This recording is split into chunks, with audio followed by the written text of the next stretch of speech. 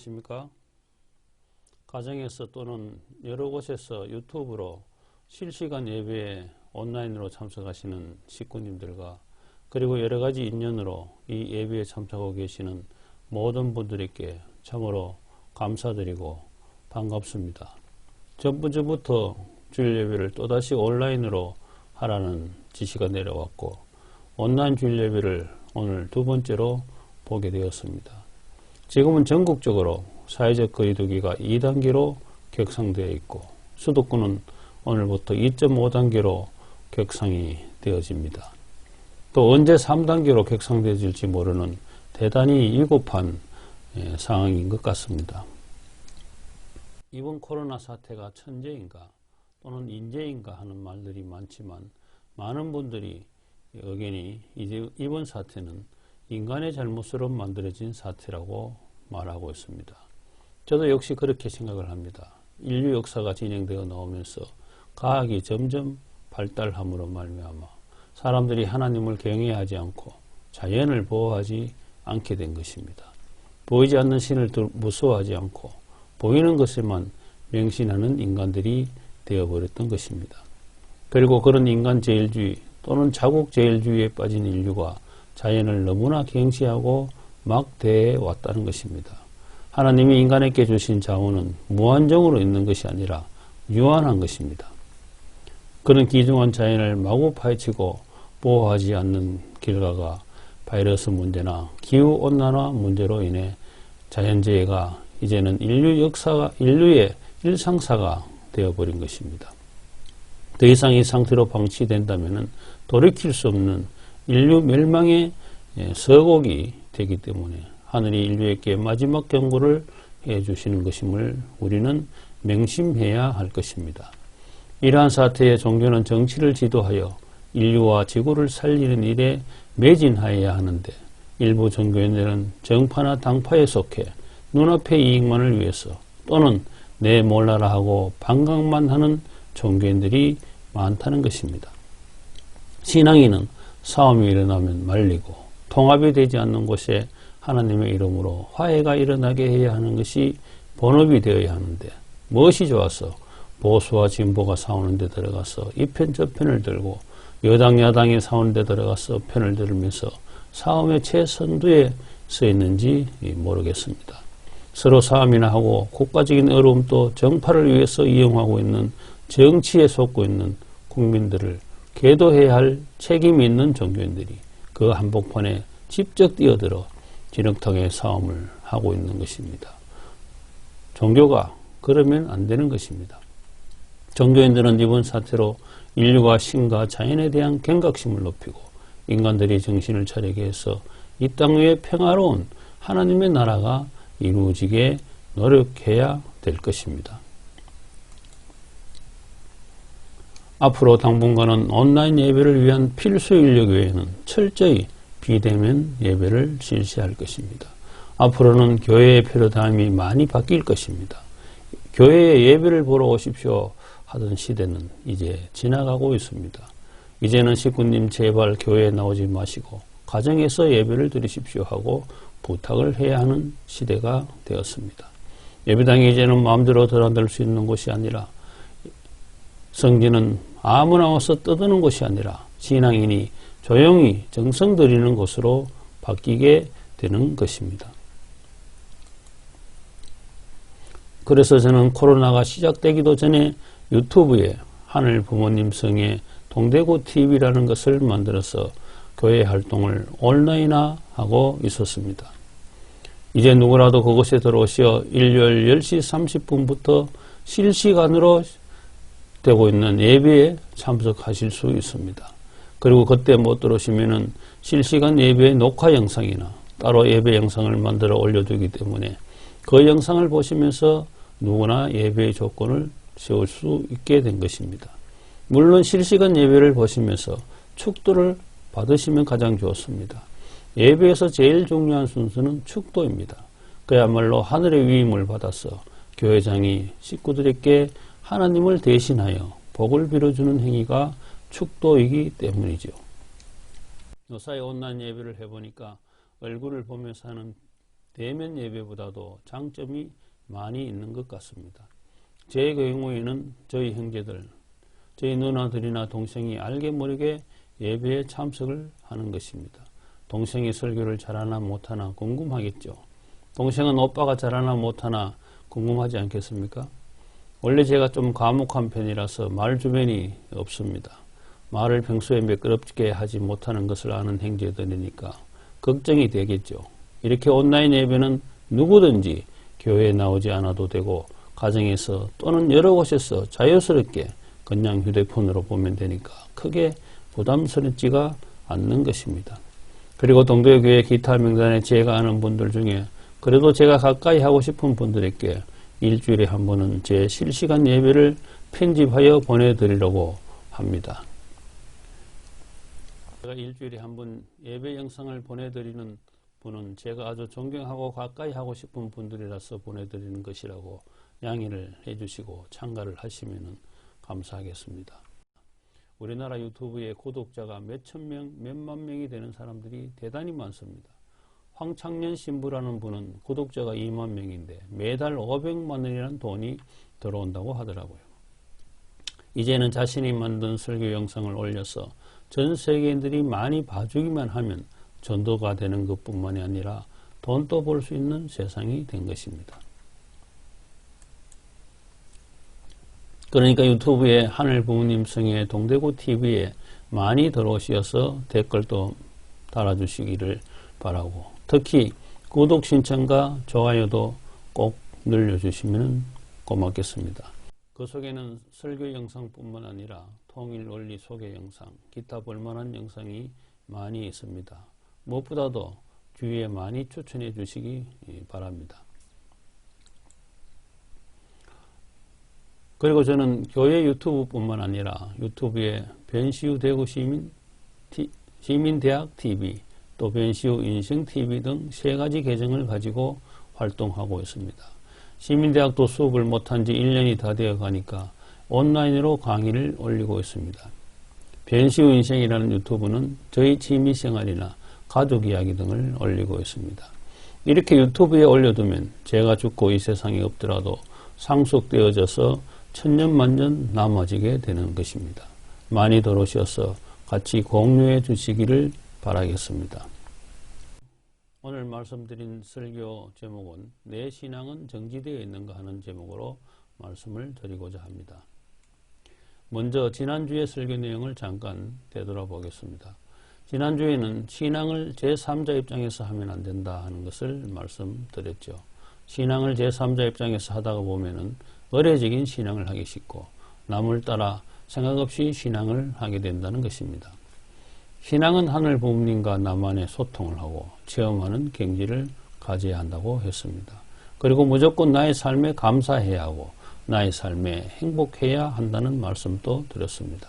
만약 나의 삶이 감사하지 못하고 행복하다고 느껴지지 않으면 하늘 앞에 다시 간구하여서 새로운 계리를 하고 새 출발을 해야 한다고 했습니다. 전번주의 설교 말씀을 계기로 새 출발의 제기를 할 수 있었기를 소원합니다. 오늘 말씀을 위해서 말씀 문독을 하시겠습니다. 신앙생활을 하는 데 있어서 뜻을 안 그날부터 지금까지의 생활이 어떤 사람은 1년이 되었고 어떤 사람은 10년이 되었고 혹은 반평생을 뜻과 더불어 살아온 사람도 있을 텐데 그동안의 생활이 정지된 입장이었는가 아니면 전진한 입장이었는가 그렇지 않으면 후퇴한 입장이었는가 하는 것이 문제입니다. 여러분은 이 가운데 어디에 속하는지를 반드시 명심하고 넘어가야 됩니다. 아무리 과거에 전진했다고 하더라도 오늘 정지했으면 거기에 하나님의 생명력이 있을 수 없습니다. 하나님의 사랑의 인연이 있을 수 없습니다. 과거에는 전진하면서 무한한 가치와 무한한 생명력과 무한한 사랑의 힘을 지니고 살았다고 해도 현재 정지된 자리에 있다면 하나님과 이별한 것입니다. 이 말씀을 보시면은 현재 나의 신앙을 체크하는데 3가지가 있다고 말씀하시고 있는 것입니다. 하나는 내 신앙이 지금 정지되어 있는 것이고 또 하나는 나의 신앙이 전진하고 있는 것이고 또 하나는 나의 신앙이 지금 후퇴하고 있는 것이라고 하시는 것입니다. 여러분은 현재 신앙의 상태가 어디에 있습니까?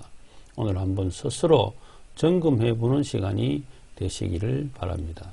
신앙생활에 있어서 얼마나 오래 신앙을 했고 옛날에 얼마나 잘했는지는 중요하지 않다는 것입니다. 지금 현재 내가 정지된 자리에 있다면 아무 소용이 없다는 말씀을 하시는 것입니다. 지금 현재 내가 앞으로 나아가지 못하는 신앙생활을 하고 있다면 나는 하나님과 이별한 사람이 된다는 것입니다. 여러분, 하나님과 이별한다는 말이 얼마나 무서운 말인지 모릅니다. 이 세상에서 제일 무서운 것이 하나님과 이별한 사람이 되는 것입니다.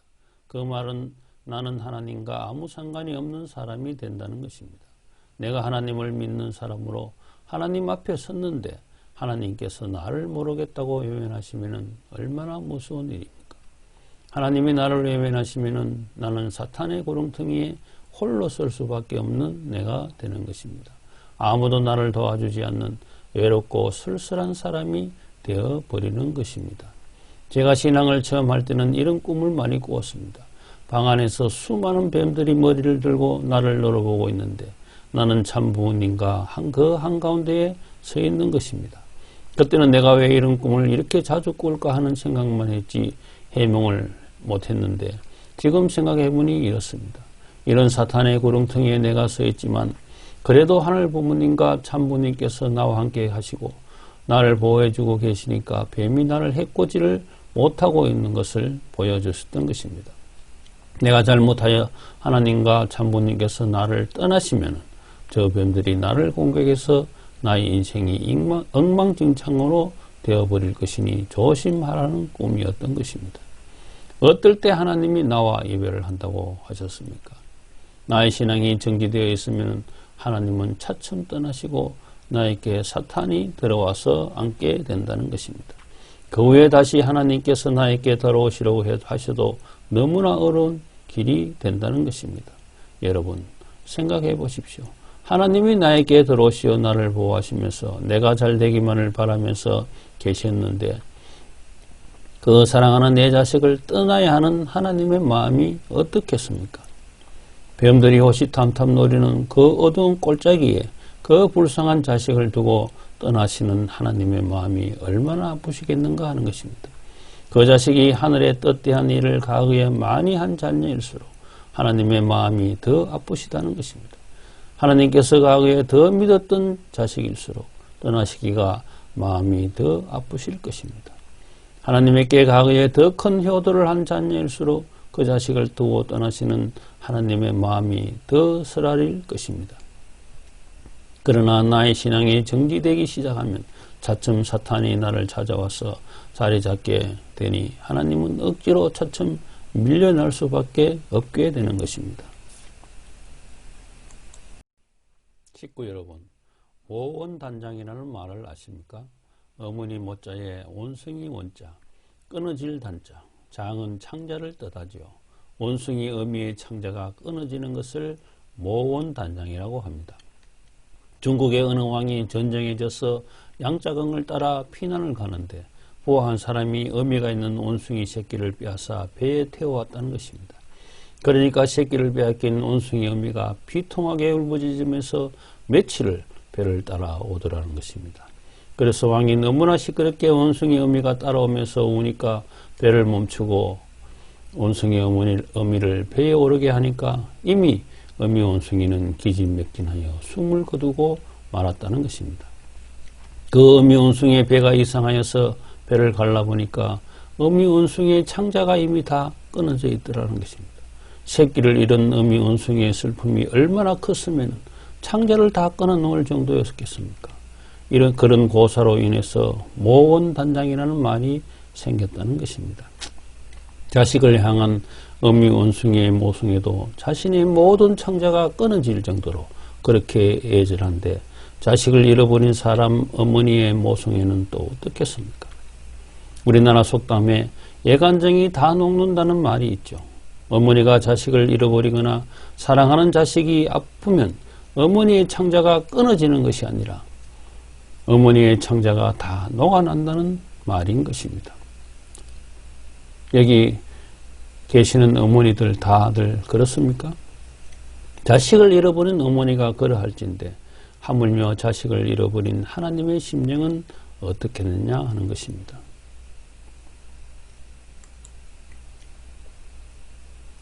성경 이사야 49장 15절 16절의 말씀입니다.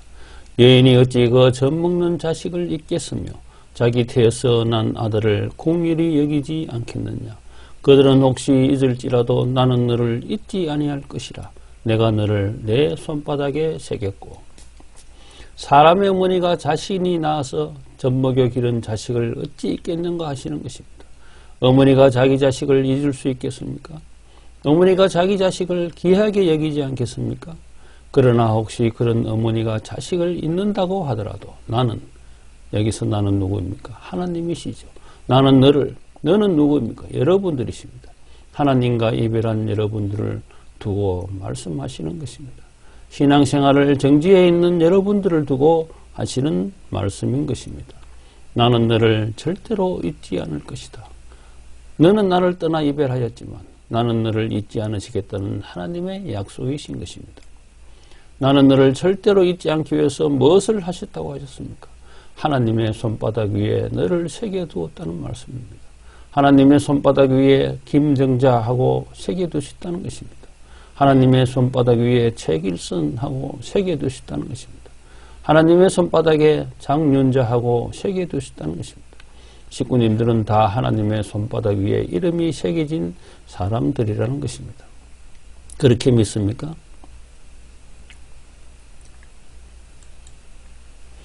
성경 이사야 43장 1절에 너는 두려워 말라 내가 너를 구속하였고 내가 너를 지명하여 불려나니 너는 내 것이라.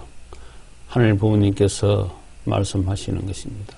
자식들아 아무것도 두려워 말라. 내가 너를 구속하였고 내가 너를 지명하여 불렸나니 너는 내 것이라. 하늘 부모님께서 우리를 구속하여 꼼짝 못하게 만들었고 직접 세상 사람들 속에서 콕 집어서 지명하여 불렸다는 것입니다. 그런 너는 하늘 부모님의 것이라는 말씀을 하시고 계시는 것입니다. 내가 이곳에 온 것이 그냥 온 것이 아니라 하나님께서 꼼짝 못하게 잡아서 그 많은 사람들 속에서 직접 지명하여 불러서 내 것이라 점 찍어둔 사람이 바로 너라는 것입니다. 그 사람이 누구라고요?